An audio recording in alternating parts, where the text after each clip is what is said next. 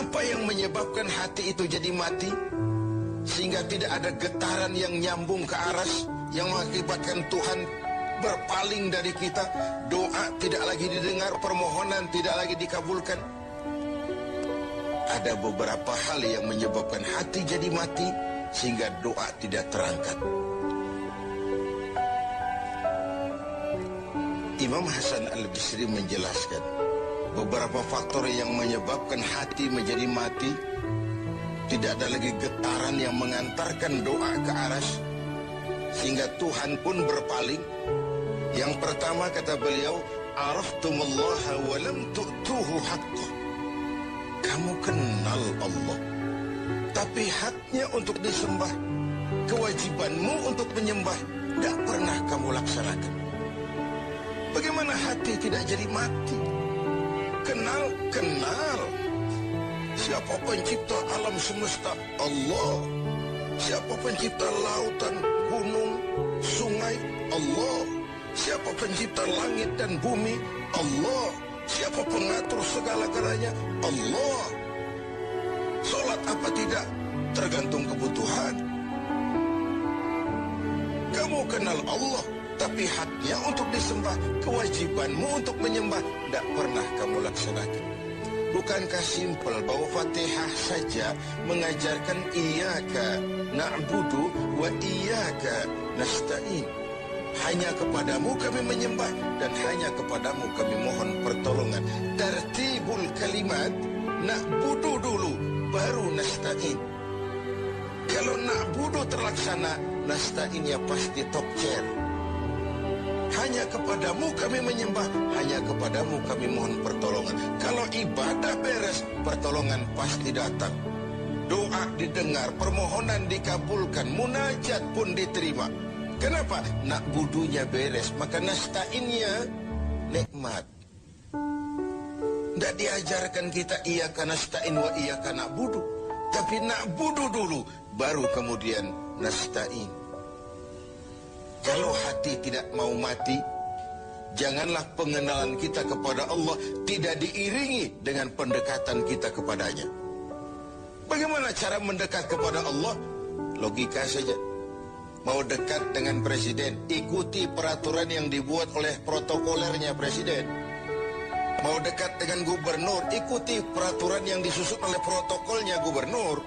Tidak bisa mau dekat dengan gubernur bikin peraturan sendiri. Mau dekat dengan Allah bikin metode sendiri. Dengan jalan ngelamun, duduk madep ngidul, bengong 4-5 jam lalu mau dekat dengan Allah. Mau dekat dengan Allah, ikuti cara yang sudah diatur oleh Allah melalui utusan-utusannya. Bukan dengan cara membuat sesuatu sendiri. Ini yang pertama. Lalu yang kedua, yang menyebabkan hati jadi mati, qara'tumul Qur'an walam ta'malu bih.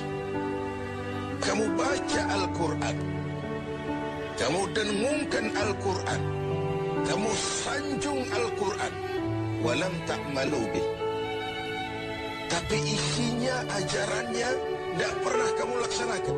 Isinya, ajarannya sering malah diinjak-injak. Bukankah kita hidup di satu zaman di mana tuntunan sudah menjadi tontonan, dan tontonan sering dianggap sebagai tuntunan?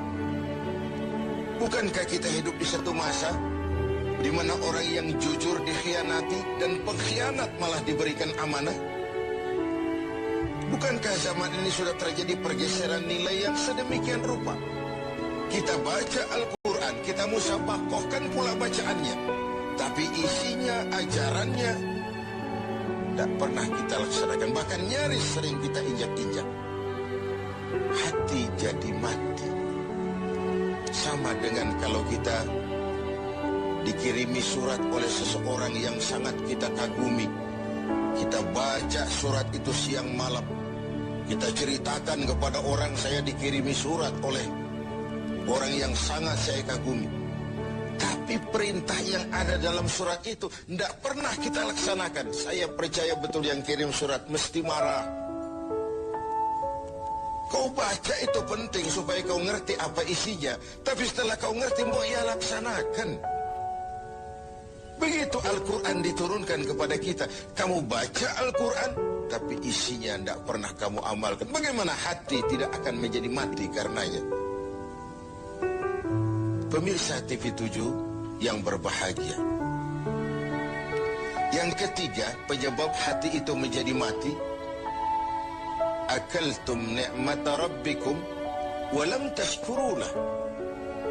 Kamu makan nikmat Tuhanmu, tidak pernah kamu bersyukur kepadanya. Ikan Tuhan di laut itu tiap hari diciduki, tapi Tuhannya diabaikan. Tidak pernah sesaat pun dalam hidup ini nikmat Allah pernah berhenti. Sejak kita bangun tidur sampai kita tidur kembali, bahkan tidur itu sendiri. Dari sekian nikmat yang kita tidak akan pernah sanggup menghitungnya, Tuhan cuma minta syukuri nikmat itu. Kalau kau syukuri, aku tambah. Kalau kau ingkar, azabku itu pedih. Tiap hari kau makan nikmat Tuhanmu, akaltum ni'mata rabbikum.